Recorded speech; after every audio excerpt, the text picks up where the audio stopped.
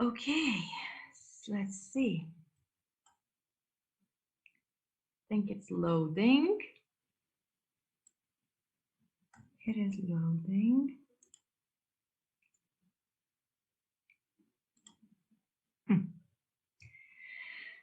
So yes, as previously announced, yeah, my topic today, inspired by my students and by this ongoing distance education, is how do we design interactive online lessons for high school students? I had to focus on them because I work with them. So let's say they are the ones who help me all the time. Now, as I told you yesterday, I caught them at school, or at least some of them, the ones who decided to join in person. And because they have been doing this online education for quite some time now, I asked them to write on some just colorful pieces of paper, according to them, yeah, what makes an online lesson attractive? Okay, and I've been asked them to consider all the subjects, right, all the lessons they've been having online for all this time, and they wrote some things for me and stuck them on the wall because we are still social distancing. So it was the best way for everyone to just write and stick them on the wall. And I'm going to show you up close pictures of what they wrote. Yeah, so according to our to my teenage students, yeah, what makes an online lesson attractive?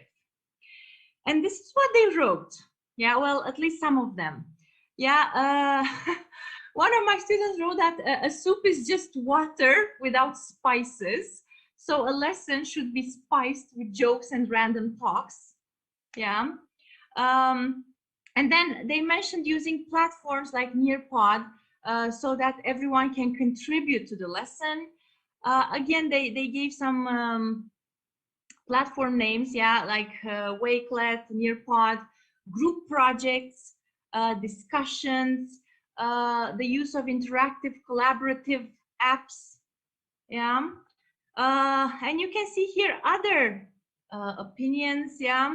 Shared Google Slides, image and video sharing about the subject that might make the lesson more interesting. Again, we see here Nearpod, best way ever. Don't worry, I'll get to that. I'll tell you what they're talking about. Again, we have interactive apps that they prefer. Yeah, like Jamboard, Nearpod, Google Slides, brainstorming activities, group work, discussions. These are all things that my 11th grade students wrote. Yeah, these are their opinion about what makes a lesson attractive. Yeah, an online lesson, that is. And here you see more. Yeah, again, group projects, discussions, presentations from students. Okay, notice that it's presentations from students and not from the teacher. Yeah, again, using interactive tools, group projects, discussing interesting topics, or watching some videos related to the topic. Yeah, so these are the things that they prefer. Now, if you looked at all these things that they wrote and stuck on my wall there, basically, what do they all have in common? Yeah, because there are some common points there. I think you noticed that, right? So what do our teenage students want from online lessons? Now, this is what I deduced, okay? From everything they wrote, yeah, our teenage students, yeah, actually someone wrote, I think, something for me there. Let me see. I don't know if I can see your messages all the time in real time, but I think, yes, interaction. Someone said interaction, and someone said that they want to do things. Exactly. I noticed exactly the same thing, just like you. They want interaction. They do not want just to sit in front of the screen without doing anything. Yes, games, riddles, says Aisan, definitely. They want to be involved, right? So what I noticed, yeah, because I had to make some notes based on what they told me. So they want to communicate, yeah. They want to design tasks themselves, yeah, because they said they wanted to present things, yeah, presentations coming from students. They want to create their own projects. Yeah, you saw like group projects. They want to be active, definitely, and they want to stay engaged. Yeah, so do have in mind that your students might want actually the same things from you. If you are teaching even middle school or high school, yeah, this is what they want. And even the picture I put here is quite representative. Yeah, they want to be active and engaged in front of the screen. They want to do something. They don't want just to listen to you. So interaction is the key. That's what I got from them. Now, if my students didn't actually convince you, let's say, oh, I'm pressing here, why is it worth it to have interactive lessons? Now, let me tell you what research says, okay? Because, you know, I always like to research my subject and know exactly what other people who studied the same area came to the conclusion. Now, why is it worth to make online classes more interactive? Well, first of all, because of the active role that students have, okay? This interactivity allows learners to have an active role in the learning experience. And that is something crucial, yeah, for the learning process. And then you have attention and participation, right? It increases student attention and participation. If you're going to make your lessons interactive, they will pay more attention to you and they will participate. Yeah. So this is actually not just something that my students said or want, but research showed that. Another advantage of why it's worth making your classes interactive is that it brings this adaptability. Yeah, it adapts to your classroom needs, right? It will adapt to what your students need. And then another important factor is the communication that you're going to have with your students and that rapport, right? That relationship. Having interactive lessons, yeah, will improve the communication you have with your students and therefore will lead to this rapport, yeah, will lead to this improved relationship, yeah, between and connection between you and the students. So I listed there only, you know, 4 of the most important reasons based on research why it's worth making your lessons more interactive. Yeah, this wasn't the case if you know didn't take my students' word, although I do take their word for what they tell me. Now, allow me to continue. You're going to ask me, or you're going to ask yourselves actually, which skills are we going to integrate in these online lessons to make them interactive?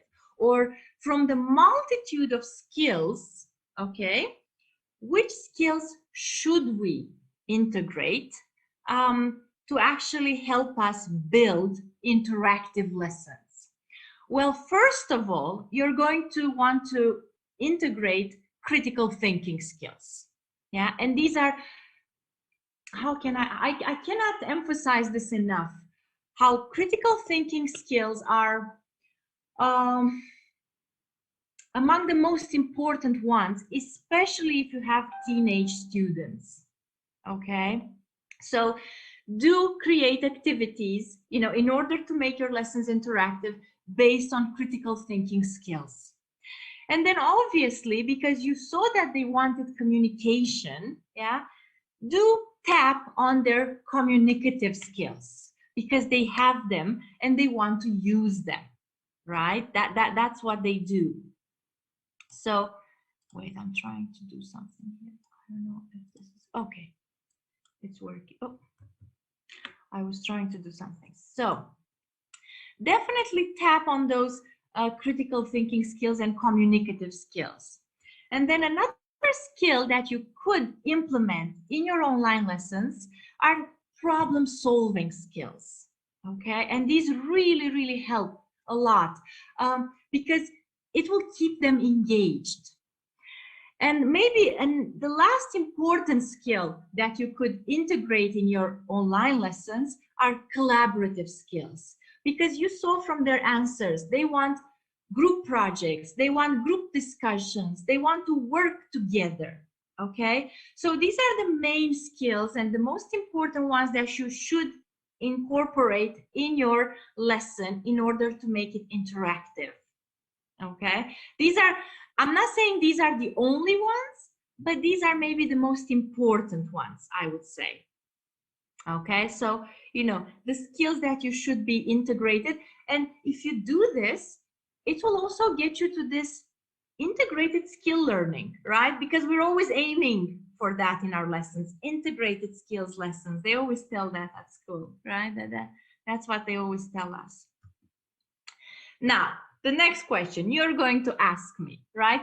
How do we design interactive online classes, lady? Because my students do not even turn on their cameras, right?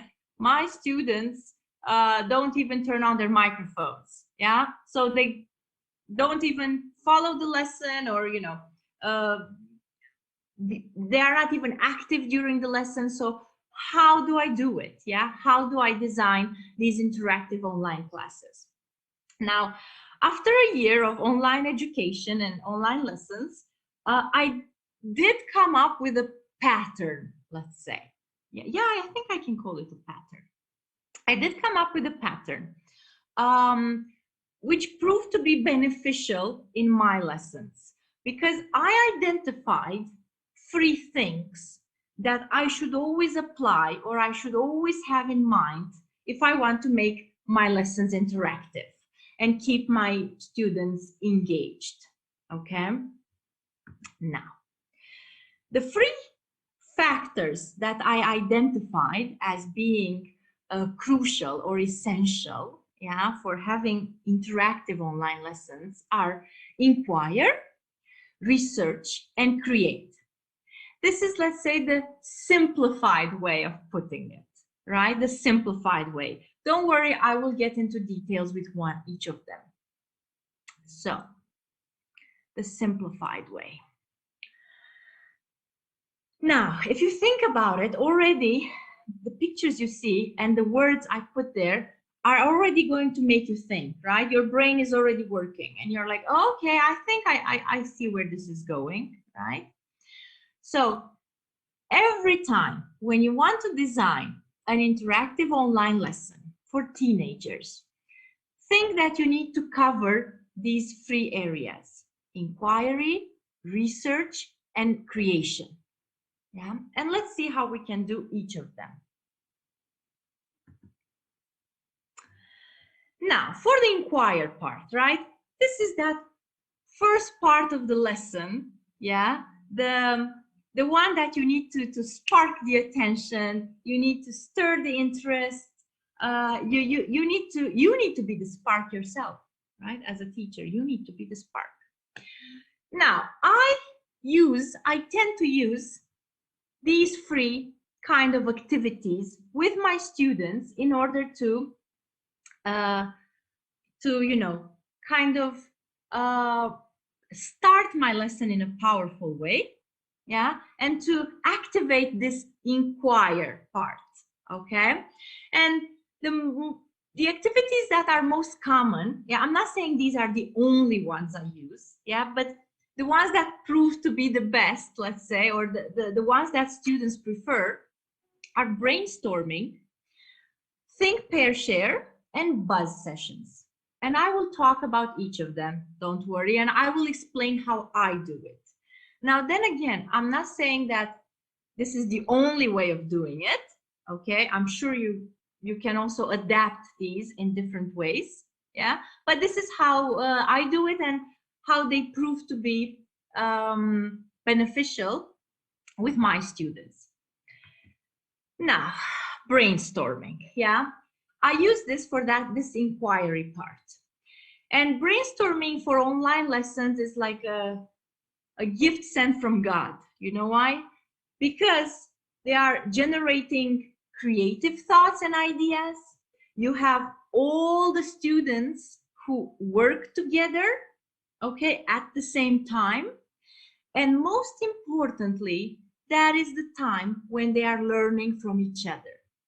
Okay, so brainstorming activities, okay, are just really beneficial for your lessons, online lessons, if you are aiming to make them interactive. Okay, your students will all participate at the same time, they will work together, and of course they will learn from each other. Someone raised the hand to say something. Please, yes, say something. Don't let me talk like the Yes, weather. thank you so much. Thank you so much, teacher. Can Sure. we say, does brainstorming work with small children? It can also work with young learners. I'm thinking of primary school students. Yes, I think it can work if the topic is adapted to their level and needs. Okay, thank you so much. Great. Now, you're going to ask me, well, or you're going to tell me, at school, it was so easy to do brainstorming activities, right? Yeah, look, someone said that the young ones can draw, of course. And if you look at my picture here, you're going to understand what I'm talking about. Now, at school, probably you were writing all their ideas on the whiteboard, right? You were collecting and eliciting answers from them and putting everything there, and it was wonderful. But now you're going to say, but now we are in front of a screen. Yes, we are online. It's okay. You can actually do it better online. I always try to see the bright side of online education. The fact that we can use all this amazing technology that can make our lives easier, or the teacher's life easier. How do we do it? How do we do these interactive brainstorming sessions? By using collaborative boards. Yeah. And you have an example there that I put the photo from one of the platforms that I use, and I will tell you all about that amazing platform. And I will show it to you. Yeah, not only that I'm going to tell you about it, but you're going to experience it yourselves today to see how the students feel themselves, yeah, when they have these online lessons. So using collaborative boards, any, that kind of Padlet, Jamboard, any kind of platform that allows your students to type their answers, draw their answers, put a picture of their answers in real time. And you can see all their answers together on a board. It's exactly what that picture is showing you. So those are amazing for brainstorming sessions. And they will see each other's answers. They don't even need to say anything. Teenagers are not very keen on participating verbally. You know that. Yeah, they don't even want to turn on their mics or cameras. So you will see that with this, it will allow them to still be silent, but still participate. Okay, and if they cannot express themselves in words or sentences, they can just put a picture, draw something, whatever, and you will know that they are there.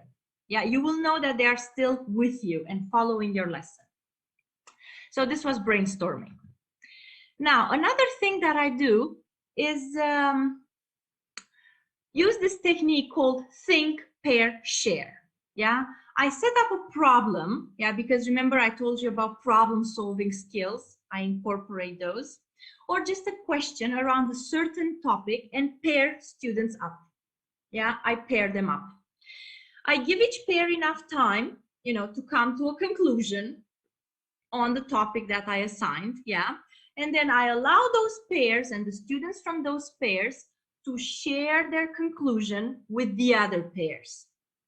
How do I do it? Yeah, how do I do this in online lessons? First, I set up breakout rooms. Now, if you are using Zoom, you already know that you can do this easily. Yeah, you have the breakout rooms and you divide your students, you send them. If you are using other platforms, such as Google Meet, my school uses Google Meet. We do not have breakout rooms. But you know what? I am a creative teacher, and I found a solution to that also. I just open myself.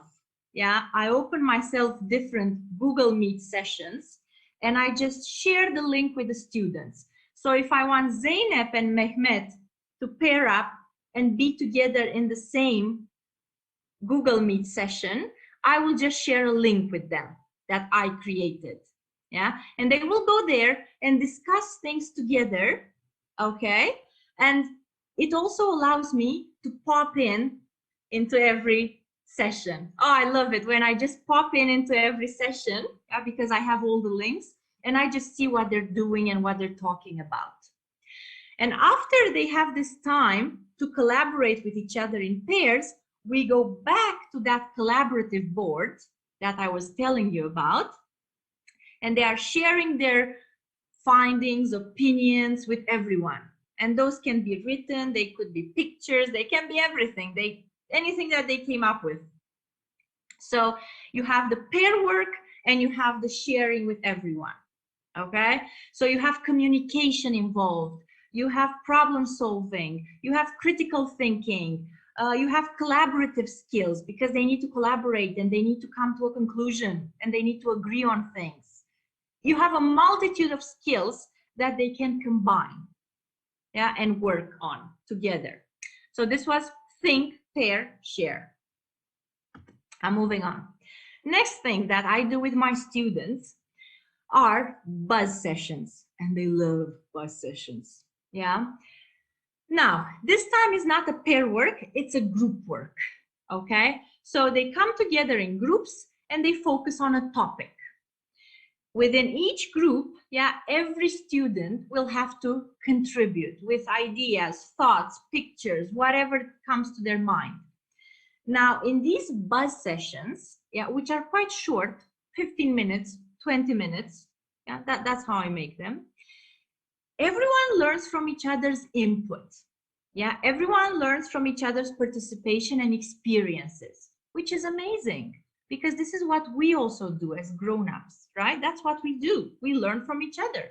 That's why you're here today, yeah, to learn from each other, to learn from me, to learn from the other speakers, and I'm also here to learn from you because I'll ask you questions later, don't worry. So it's wonderful to have these buzz sessions. How do I do it? Again, because I'm a very practical trainer, yeah, and I'm going to tell you how to do it, to manage it in your lessons. Again, you set up breakout rooms, Zoom, Google Meet, Microsoft Teams, whatever. If it doesn't have this feature, you create just different links, okay? And for them to contribute and share their ideas, you can successfully use Google Docs and Google Slides. And I'm going to show you also how to do that. I'm going to show you examples, okay? Now, I think I can do it now. I think I can do that now. Yeah, Google Docs and Google Slides. Let me show you what I'm talking about. I'm going to show you something that my students have created, okay? That I already did these with my students a few months ago. Let me show you what I'm talking about, because I'm telling you, I'm the practical teacher. All right, I'm going to stop sharing this just for a second. I'm also going to look at your messages. Yes, interaction, games, riddles, yes. Doing something by themselves, wonderful. This is a great chance for me to see your messages. You cannot hear me? Someone says you cannot hear me. Can the others hear me? Yes, your voice is clear, teacher. Oh, thank you so much. Thank you for confirming that. Thank you. Because someone wrote that they couldn't hear me. Now, let me show you how I use these Google Slides or Google Docs in buzz sessions, okay, with my students. I'll show you. Let me share my screen again. My voice is clear. Wonderful. Okay, I hope my image also. This time. Okay. So guys, these are Google Slides, okay? So from my own Google account, for free, I create a file, a Google Slide file. And this year, I worked with my 11th grade students on an activity called My Chinese Portrait, okay?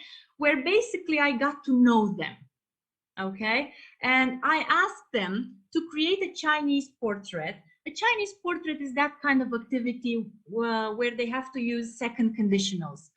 If I were a bird, I would be an eagle because I am strong and fast.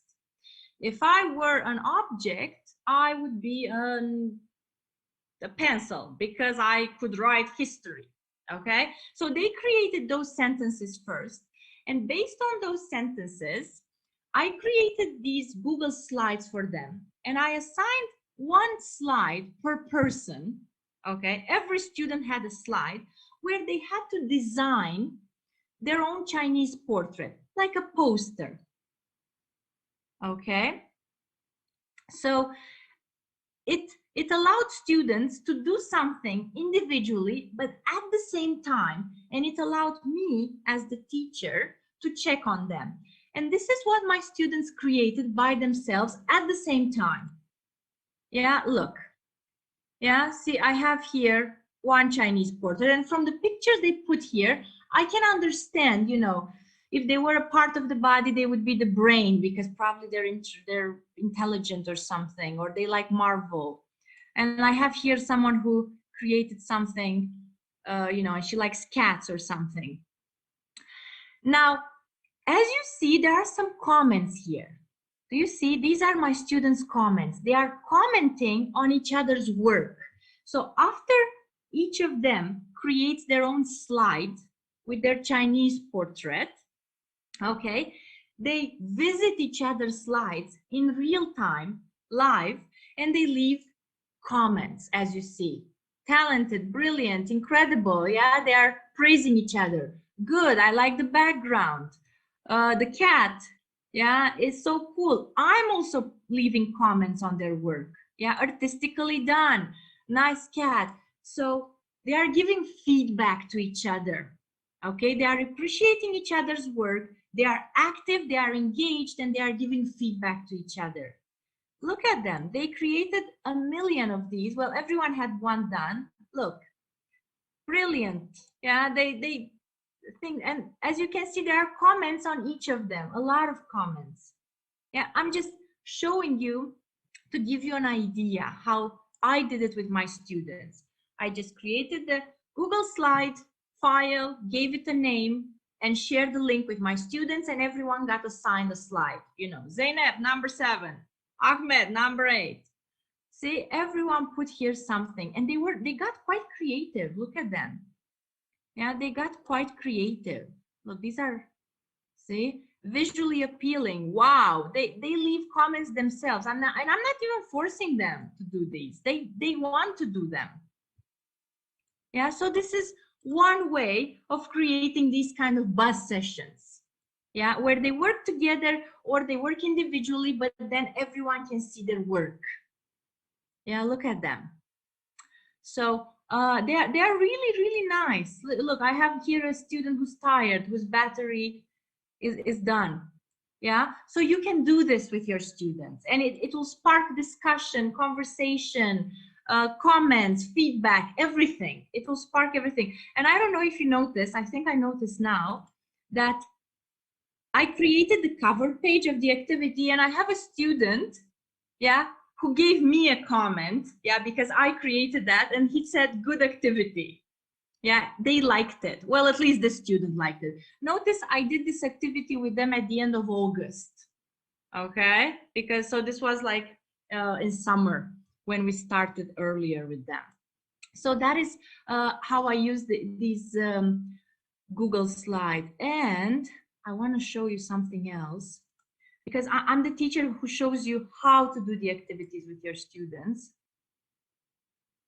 Okay, thank you. Someone says lovely idea. For brainstorming, because I mentioned brainstorming, again, you can also use Google Slides. Let me show you. No, just a second. Give me one tiny second. I started a new unit a few months with them. And, okay, here it is. And again, I created a Google slide file for them about experiences. The theme, the unit was called experiences. So I created just the cover, as you can see here, experiences that we had that shaped us, changed us, left a mark, or were simply memorable. That's all I created, guys. That was my work. That's all. I created one slide with a few words on it.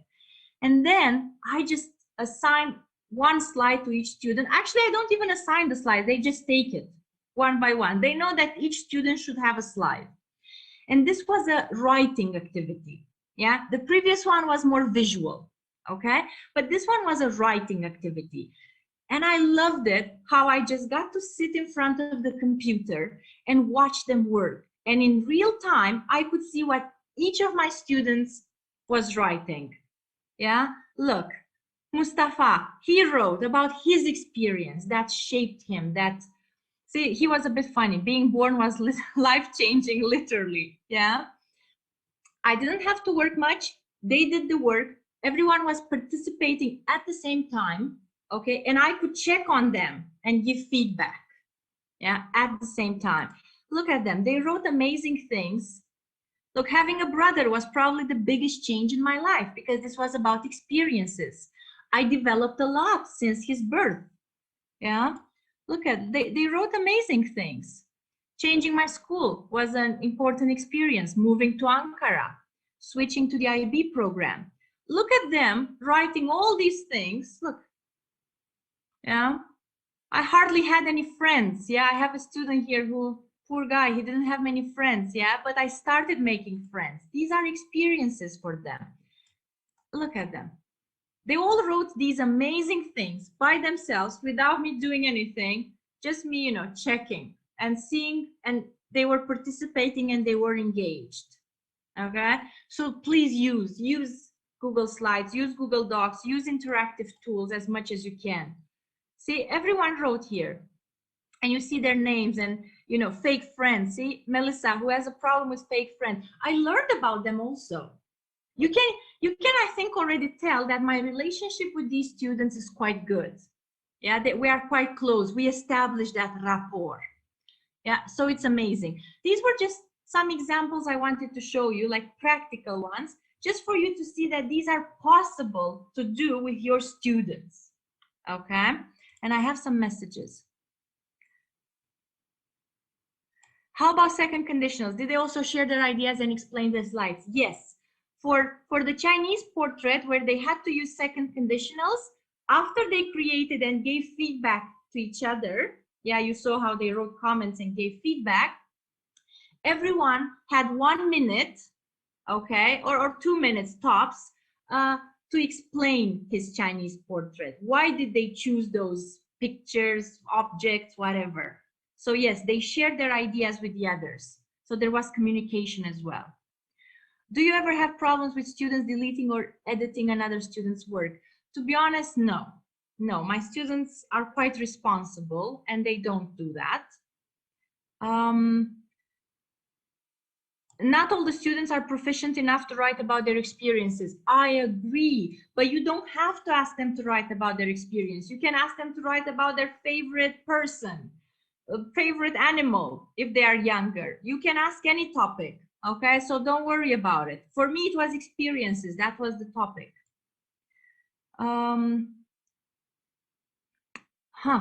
Okay. What about less proficient? Adapt the level and the topic to the student's needs, okay? Make it, mine are 11th grade, have that in mind, with like a B2 C1 level of English, okay? At least B2. So make it something easier. They don't need to write like whole paragraphs. This was just a simple example to show you that it works. I mean, I did this with them like a few months ago. Yes, sentence starters or frames, definitely. Give them any kind of props or, you know, cards if you want. Okay, I'm going back because I'm getting lost here. You know, James knows that I like to talk a lot. Yes. I cannot hear you. I don't know if someone is talking, but I cannot hear you.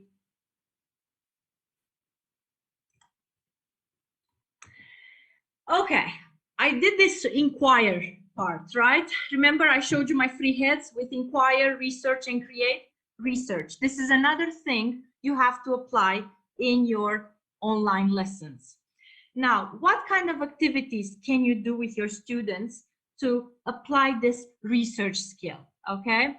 Silent debates, I have done these, they work wonderfully. Group presentations, they present. Remember, my students mentioned that they love it when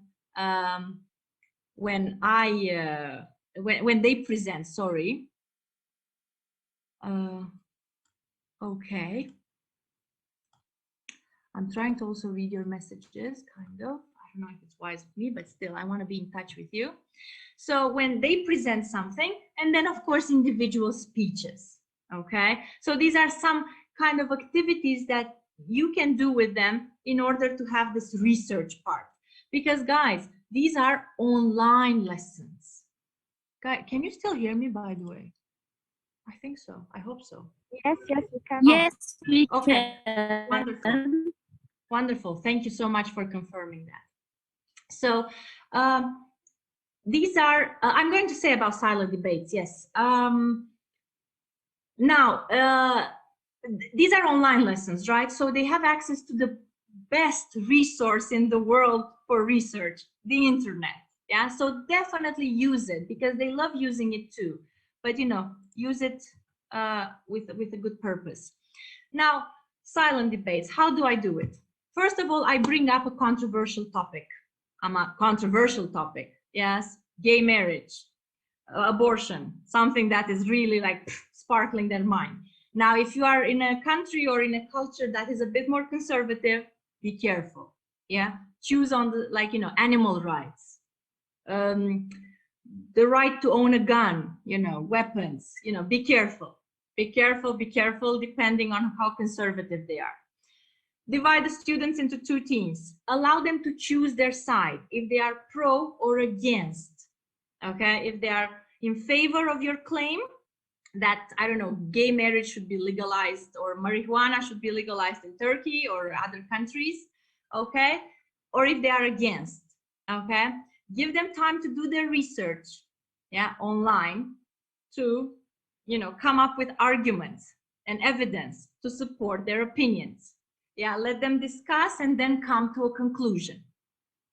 How do I do it? Again, you have to set up breakout rooms, okay? And for them to collaborate in those breakout rooms, okay, use again Google Docs or Jamboard. Yeah, Jamboard is also a Google tool. It works like a collaborate board, all for free. What I'm telling you now, these are all free tools. I'm sure there are also others that, I don't know, they might be better, but these are the ones I'm using, simple and efficient. I don't have a lot of time to prepare lessons. So this, I call them silent debates because they don't speak, okay? They just type, they write everything, yeah? So they fight, you know what I mean, they fight, yeah, by just typing. That's why they are silent debates. Now, you saw that they wrote there that they love to have group presentations, yeah? They like to work in groups and present something themselves, not me. So what, I mean, as teachers, we love this, for us not to do the work, but our students to do the work for us, okay?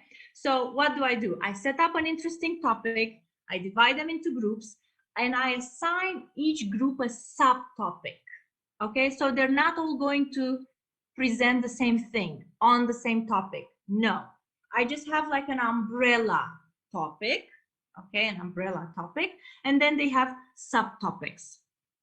For example, last week, we started the topic of modern addictions, okay?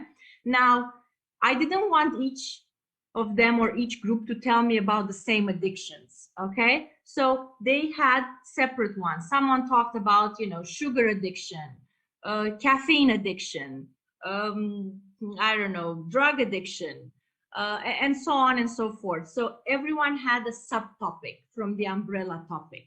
They work in groups, yeah, they do the research, they prepare their presentation, they present it to the others. They love it, they love doing that, okay? And especially if the topic is something that they care about, let's say. And of course, if you don't want them to work in group, or if you have students who are reluctant to interact with others, yeah, individual speech. what I do, I present them with a range of speech prompts from different areas, different topics, okay, different scenarios, basically. I have those. If anyone wants any specific materials from the ones I present today, feel free to reach me and I can send them to you. I let them choose their topic from that list of speech prompts. I allow them time to do the research, to prepare, and then ask them to deliver their speech. Okay, they also like doing that.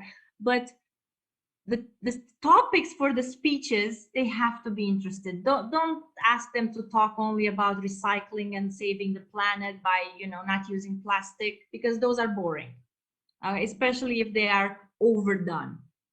It's like, you know, we know we shouldn't use plastic. We know we should save the planet. We know. Okay, so you know, these are teenagers. You know what I'm talking about. They get bored easily. So these are activities that you can do with them, as you know, under the umbrella of research. They love to research. Give them that opportunity to research and come up with something. Now, I'm going to the part where they have to create. You saw from what my students also wrote that they want to create something. Yeah, they want projects. They want to come up with a product. And if you're going to assign something for them to create, okay, it will definitely keep them engaged and they will participate because they need to do it.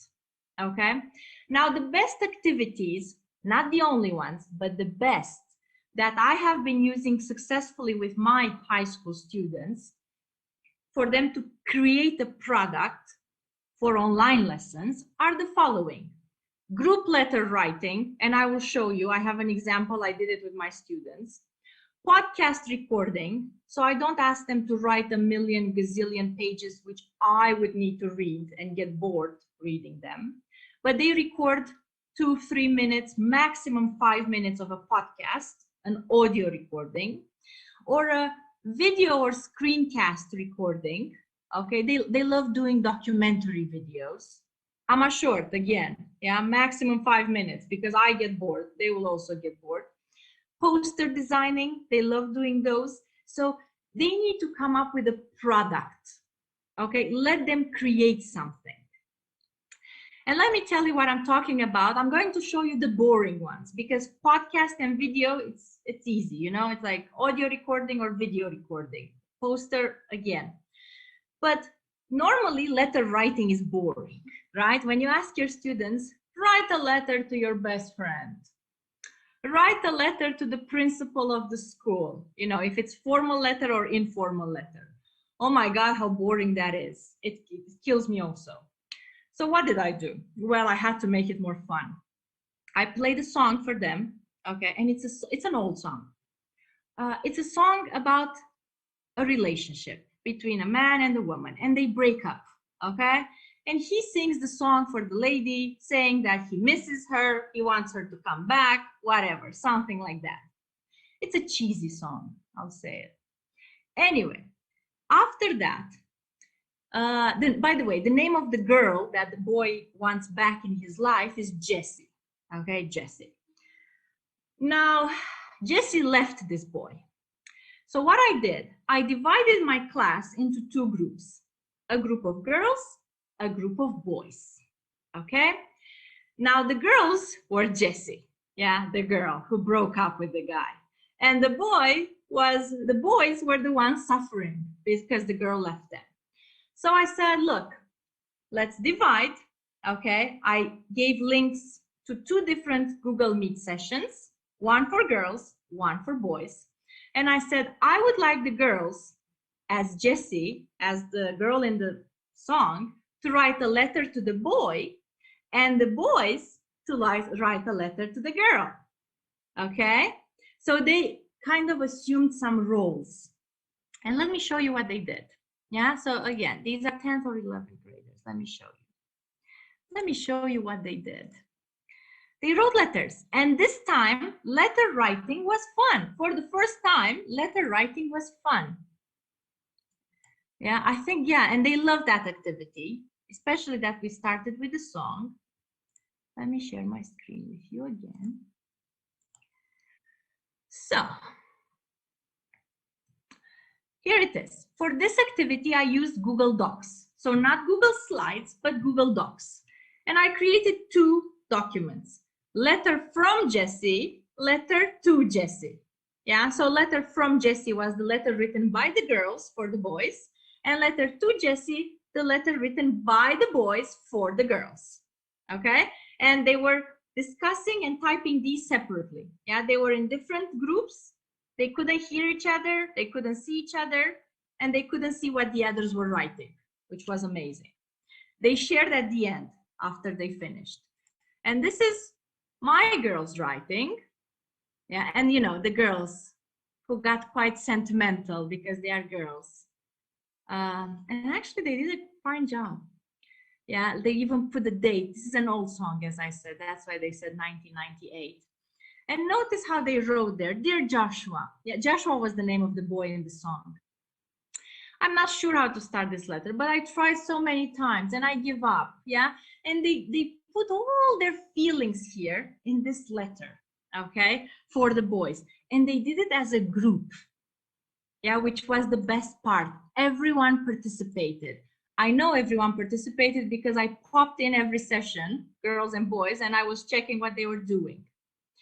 And notice how my boys, after the girls shared their letter, they left messages. Yeah, they left comments for the girls. Yeah, I left comments. Yeah, and you know, signal some things about letter writing, and they left comments.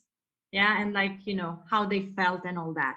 So that's what they did. And the boys did the same thing. They also wrote a letter, and the girls commented. And you know, if you were to read the letters, you would see that they were quite different. Yeah, because the boys and the girls think differently. They really enjoyed that activity. They learned how to write an informal letter, yeah, in a fun way. They collaborated, they shared, they did everything, and it was in a fun way. Yeah, so Google Docs. I used Google Docs for that. Okay, I'm continuing. I think I need to go faster here, although I'm already talking like the TV. Okay. Now the rest of the activities for creation, they're quite easy to understand. Yeah, audio recording as a podcast or a video, you can ask them to do a mini documentary.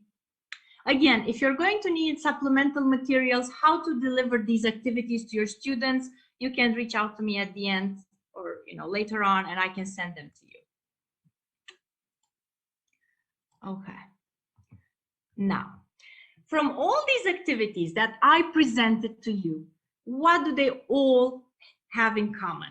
Well, I found 3 things that all these activities have in common: participation, engagement, and interaction. Now, you're going to ask me, how do we achieve all of these for students to participate, to stay engaged, and to interact with each other? These are the ways. Yeah, how do we do it?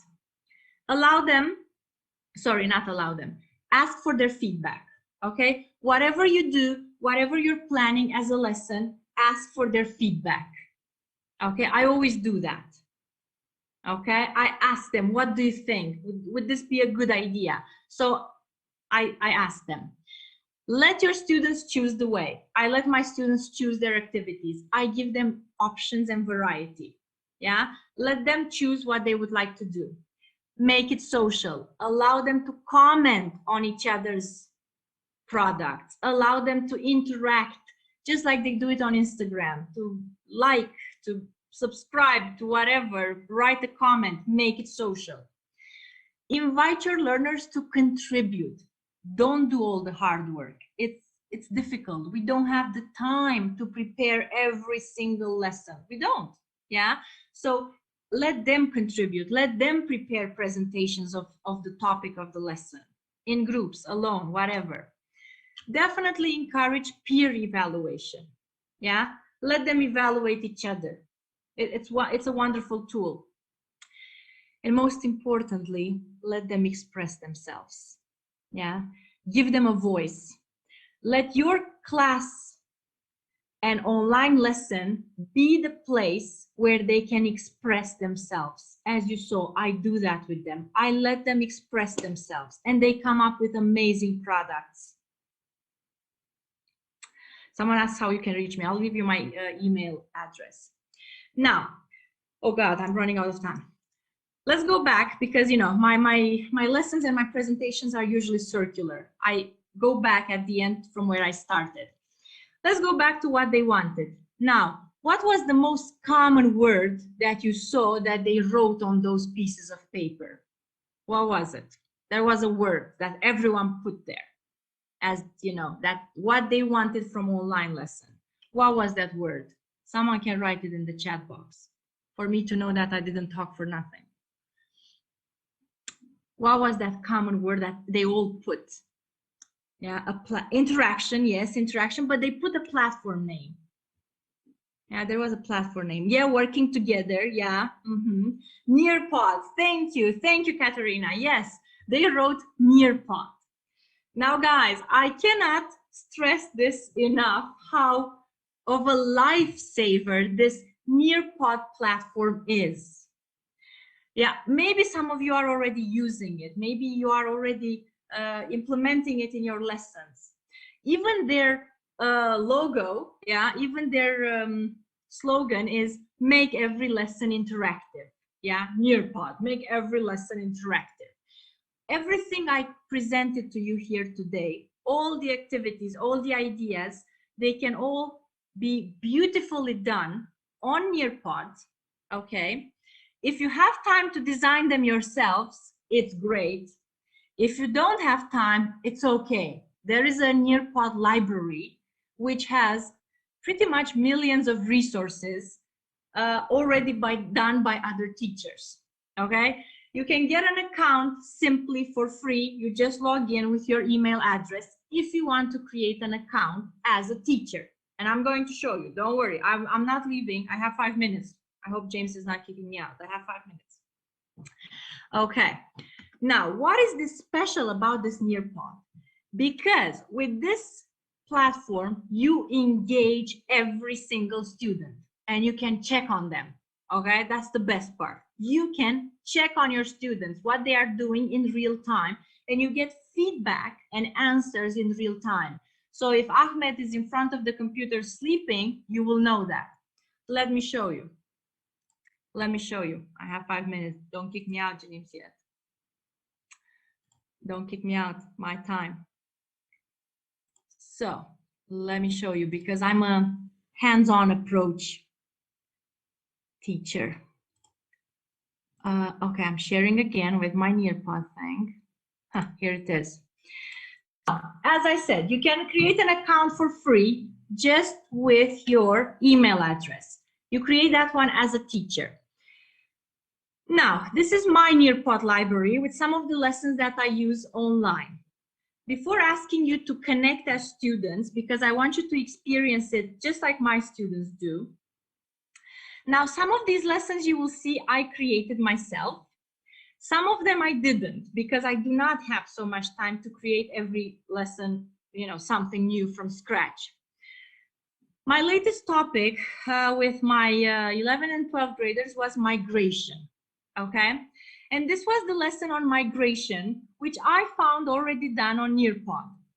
Now I can assign my lesson with live participation using Zoom, if you're using Zoom, with live participation from your students if you're using another platform, like I'm using Google Meet, or you can give this student paste, where they're going to do it at their own pace, and you're going to get a report with what every student did at the end, okay? All this for free, okay?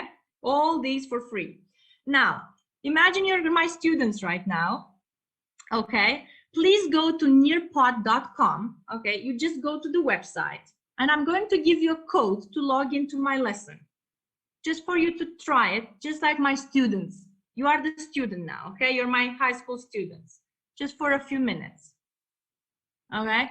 So please go to nearpod.com, and you're going to join the lesson with the code that I'm going to give you as a student, so not as a teacher. You don't even need an account if you're joining as a student. All right, mine is hopefully loading. Okay. Now here is the code. Yeah. So you're just going to log in with this code. You don't need an account to join my lesson. 6FMLJ. Yeah, 6FMLJ. This is the code. And you can log in there directly from the website, nearpod.com. Very easy. This is just like Kahoot. You just give them the code, they join your lesson. And here I should see if you are joining me or not. Yeah, see, I'm waiting for students or for teachers who pretend to be students now to log in. Yeah, if you just put that code, you should be able to see exactly what the student sees. Oh, I have one person. Okay, I someone who logged in with me or not. No, I have two. I have Katerina, I have Benali. Okay, you can put there any names. Any names, okay? So what you're seeing on my shared screen is the teacher's perspective, yeah, because I have a teacher's account, obviously, but I can also check your student view. See, there's a button here that says S, switch to student view. Okay, now I'm not going to spend long on this. I have 5 people who logged in there. The other ones, you can see it from my shared screen, how I see it as a student. The other ones can experience it as a student. So this is what is migration, okay. I have here, you know, this is just general information. Essential questions that I want my students to debate. How does migration affect individuals and countries in this increasingly interconnected world? Amazing question for teenagers, for them to understand. I have my learning objectives. These are for me as a teacher. Okay, it's a lesson plan for me as a teacher. Okay. It shows me that in this lesson, I need 50 minutes to engage, explore, explain, elaborate, and evaluate all this with them. Okay, 5 minutes engaging. Now, the first thing that is very nice for them, yeah, they get a chance to see what a refugee camp looks like. Okay, there is a virtual reality photo of a refugee camp in Greece. Yeah, you know what I mean by refugee camps. Okay, so they can see with virtual reality, and you can see that also, what a real refugee camp looks like, because this is about migration.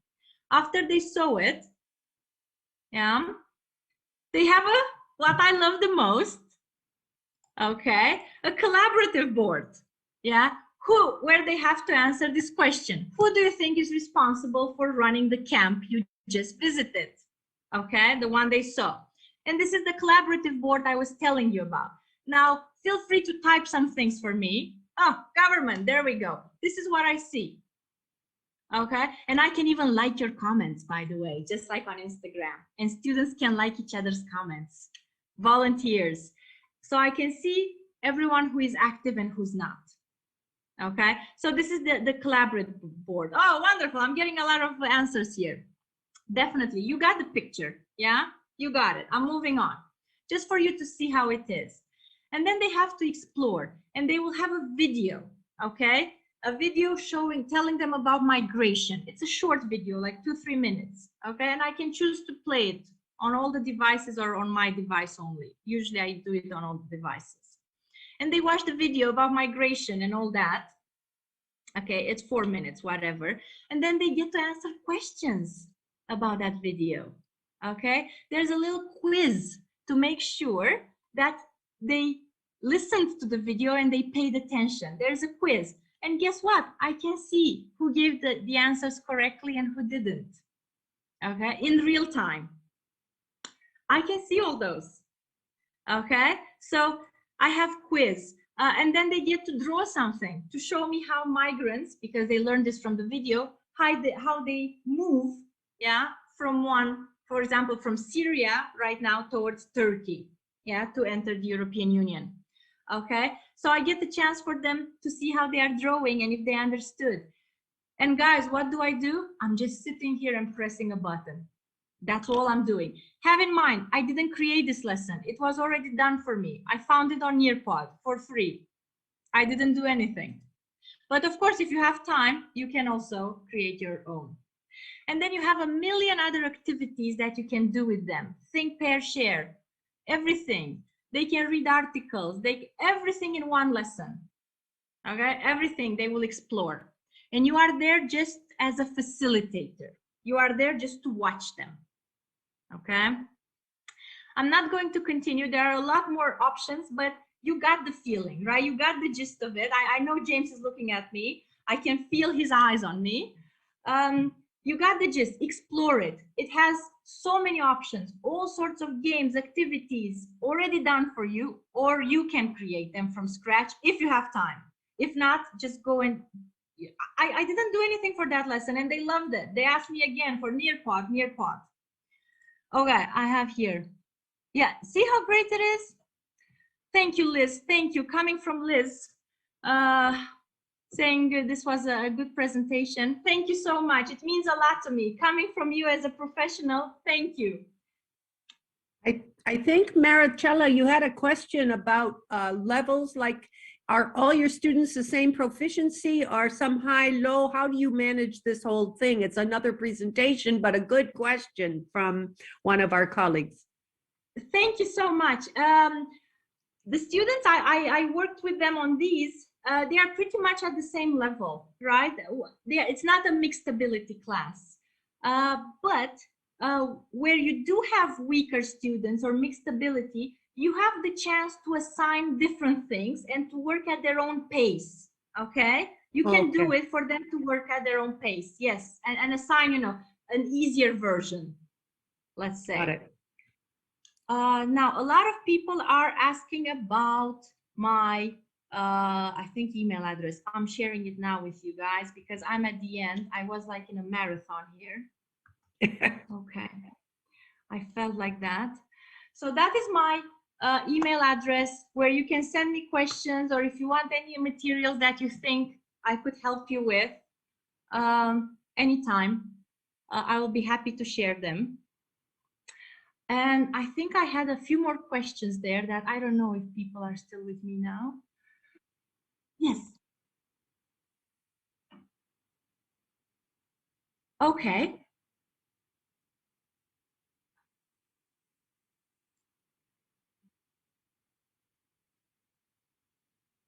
Sure. So email, I just, sure. So yeah, mixed ability students, you can definitely adapt it. Okay, email I got. There was a long question from someone which I couldn't. These activities can be performed in language institute English classes, but at school, you know, with students with mixed ability, the same mixed ability classes. I don't think it's impossible. I still think you can engage those classes as well. There was another one. In self-regulated critical tasks such as concept map, analytical guessing questions, adult mixed ability classes. Well, it's a lot to say, but definitely these can be applied, okay? These, especially with adult students, okay? Any topic that you will bring to the table, controversial or not, as long as they feel it's useful for them, okay? And, you know, it makes them think, especially using those critical thinking skills, they will get engaged, they will be active. Thank you, Aisan. Thank you for saying this. Yes, one more session on mixed ability students. So James, take a note. Yeah, one more session in the future. I have to prepare on mixed ability classes. Yeah, make note of that.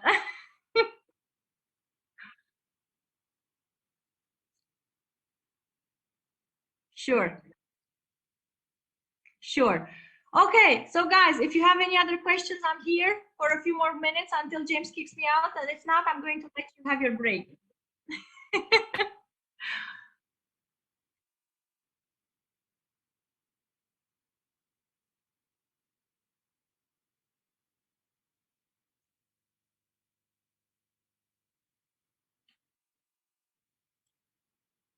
Yes.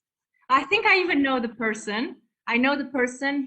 I have to say, he's a favorite of mine. I will say it. Yes, I have favorite students and trainees.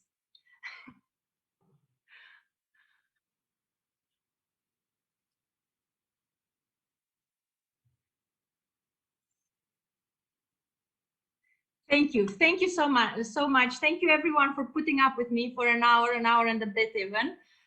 Good luck to all the future presenters. I'll also be around, by the way, because I'm curious, and hope to see everyone soon in another event.